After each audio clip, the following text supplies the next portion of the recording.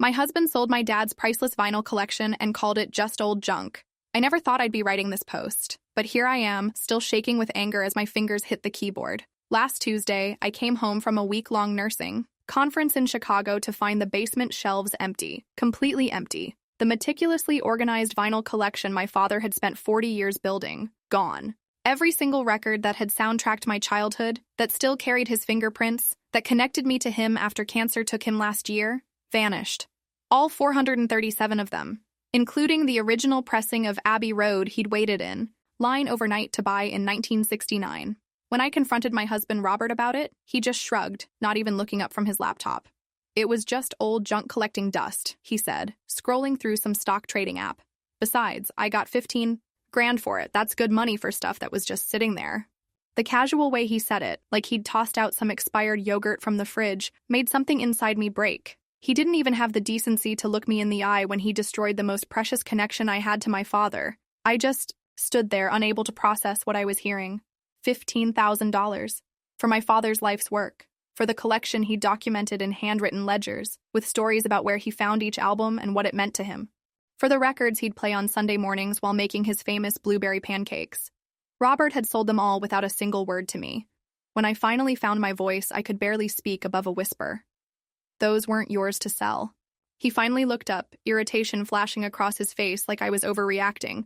Look, I put the money into that tech stock I've been telling you about. In 6 months, that 15 grand will be 30. Easy. Your dad would have understood a good investment. That's when I snapped. My father, a high school music teacher who drove the same Toyota Camry for 22 years, who repaired his own stereo equipment rather than replace it, who taught me that some things in life are worth more than their price tag, would have understood Robert liquidating his precious collection for some get-rich-quick scheme. I grabbed my keys and walked out, ignoring his calls as I drove away. I needed to think, to breathe, to figure out what to do next. Because in that moment, I realized something fundamental had broken between us, something I wasn't sure could ever be fixed. Updated. Holy crap, this blew up overnight. Reading your comments has been both validating and heartbreaking. So many of you asking if I've contacted a lawyer yet. I have, and there's more to come in this update.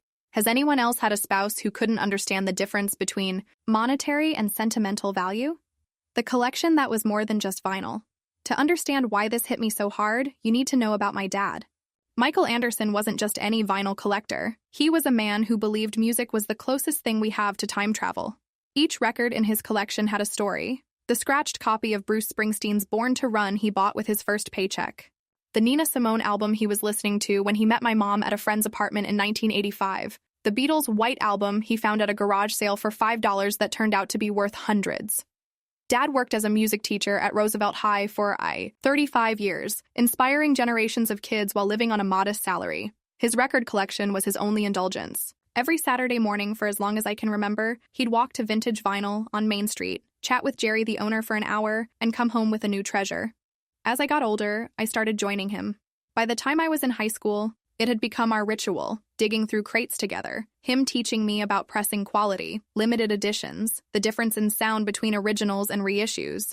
When he was diagnosed with pancreatic cancer 2 years ago, one of his first concerns was what would happen to his collection. These aren't just records, he told me from his hospital bed. They're my autobiography. I promised him I'd keep them safe, keep them together.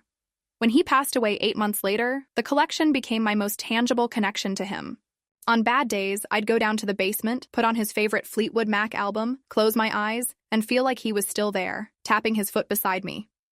Robert never understood this. From the beginning of our marriage 3 years ago, he saw the records as clutter. You never even play most of these, he'd complain. They're taking up an entire room. He'd suggest selling just a few from time to time, but I always firmly refused. The collection stayed intact until now. The truth, as I eventually discovered, was that Robert hadn't just woken up one day and decided to sell everything. He'd been working on this for months. His college buddy Marcus, who ran some small-time memorabilia business, had been eyeing the collection for a while. Just let me take a few pieces to test the market, Robert had told me 3 months ago. I'd refused then, as always. But apparently, while I was away at my nursing conference, he'd invited Marcus over to look at the investment opportunity. After I drove away from the house that night, I ended up at my best friend Taylor's apartment. As I sobbed on her couch, clutching a mug of tea that had gone cold, I realized something else that made my stomach turn. Robert had clearly timed this for when I'd be gone for an entire week. He'd even encouraged me to attend the conference, saying it would be good for my career. I'd been so grateful for his support that I hadn't questioned his sudden interest in my professional development. Now I knew why. He'd created the perfect opportunity to sell everything without me knowing. "You need to find out where they went," Taylor said, already grabbing her laptop. "Some of those records might be worth way more than he got for them." She was right.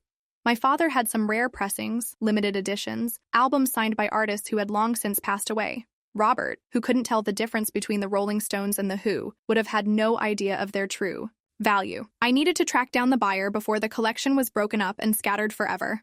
The hunt and the betrayal. The next morning, after a sleepless night on Taylor's couch, I called in sick to work and started my investigation. Robert had been ignoring my calls and texts, so I couldn't get information from him. I needed to figure out who in town would buy an entire collection at once. There weren't many options in our small city of Oak Ridge, Michigan. 3 record stores, maybe a couple of private collectors. I started with vintage vinyl, my dad's favorite haunt. Jerry, the owner, was horrified when I told him what happened. "Your dad's collection? Mike's records? Jesus, I'm so sorry." He hadn't bought them but promised to ask around. Next was Sound Exchange across town, then Retro Grooves on the east side. No luck.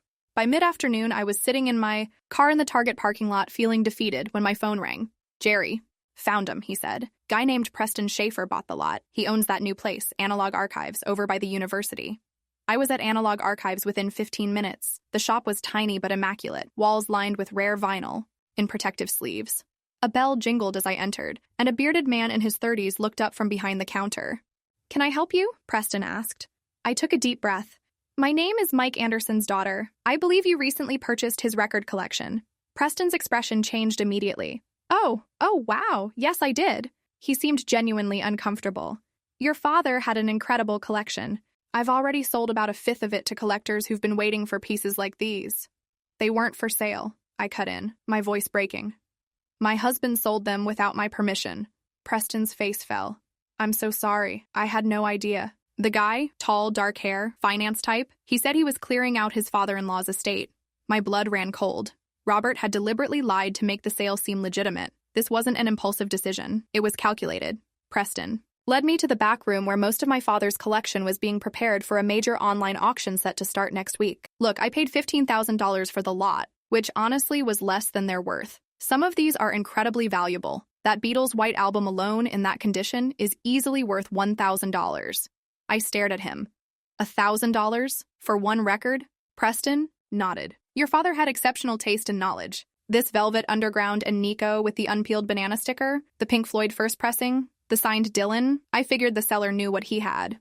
By the time Preston finished going through just the highlights, it was clear that the collection was worth closer to $25,000, possibly more to the right buyers. Robert had essentially stolen at least $10,000 from me, on top of the emotional value that couldn't be calculated. I hesitated. "Would you consider selling them back to me?" Preston looked genuinely pained. "I've already sold about 80 records to collectors, some of the rarest ones, I'm afraid. And I've got non-refundable deposits on another 30 that are shipping tomorrow. But I could hold off on selling more if you need some time to figure things out." As I was leaving, Preston handed me his card. "For what it's worth, I know a good appraiser who could give you an official valuation. And I know a decent lawyer, too." Driving home, a strange calm came over me. I wasn't just sad anymore. I was furious. And beneath that fury was a clarity I hadn't felt in years. When I pulled into our driveway, I saw Robert's Audi parked out front. It was time for a conversation. That would change everything. I found him in the kitchen, making a sandwich like it was just another day. When he saw my face, he had the audacity to look annoyed. "Where have you been? I thought you had a shift today." "I found the records," I said quietly. "All of them. And I talked to the man you sold them to." Robert froze for a second, then shrugged.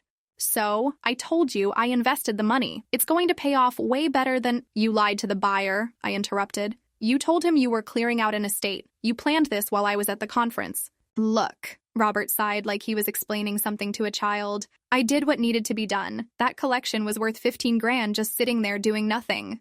"Actually," I said, pulling out the preliminary appraisal Preston had written for me, "it's worth at least 25,000, possibly 30. That got his attention. For the first time, uncertainty flickered across his face. "That guy ripped me off then." "No, Robert, you didn't know what you were selling because you didn't care. You just saw dollar signs." I set the appraisal on the counter. "But that's not even the point. Those records weren't yours to sell. They were mine, left to me by my father. The most important thing I had to remember him by. It's just stuff, he insisted, but with less conviction now. I was trying to make a smart financial move for our future. What about the money from your parents? I asked quietly. That stopped him cold. 2 years ago, Robert's parents had given us $20,000 as a down payment for our house. We'd agreed then that gifts from family were sacred, not to be touched without discussion.